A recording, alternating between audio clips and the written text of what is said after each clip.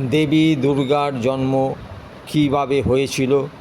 হিন্দু পুরাণ অনুসারে দেবী দুর্গার জন্ম কোনো সাধারণ মানুষের মতো নয়। তিনি হলেন দেবতাগণের সম্মিলিত শক্তির প্রকাশ। অসুরদের অত্যাচারে যখন দেবকুল ও সমগ্র পৃথিবী জর্জরিত হয়ে উঠেছিল, তখন তাদের বিনাশ করার জন্য এই মহাশক্তির আবির্ভাব ঘটে। পুরাণ অনুসারে মহিষাসুর নামে এক মহাপ্রবল অসুর দেবতাদের পরাজিত করে স্বর্গ দখল করে।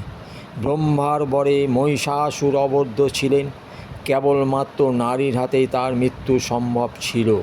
তখন সকল দেবতারা তাদের নিজ নিজ তেজ ও শক্তিকে একত্রিত করেন এবং সেই সম্মিলিত তেজ থেকে এক দেবীর জন্ম হয়। তিনি হলেন মা দুর্গা। দেবী দুর্গা হলেন সমস্ত দেবদেবীর সম্মিলিত শক্তির প্রতিরূপ, যিনি অশুভ শক্তির বিনাশ করে পৃথিবীতে শান্তি ও শৃঙ্খলা ফিরিয়ে আনার জন্য আবির্ভূত হয়েছিলেন। তো বন্ধুরা, আপনাদের কাছে আমি এই ভিডিওটা শেয়ার করলাম। আপনারাও আপনাদের আত্মীয়স্বজন বন্ধুবান্ধবকে দেখার সুযোগ করে দেবেন শেয়ার করে। আর এই ভিডিও যারা যারা দেখছেন প্রত্যেককেই অসংখ্য অসংখ্য ধন্যবাদ জানাই।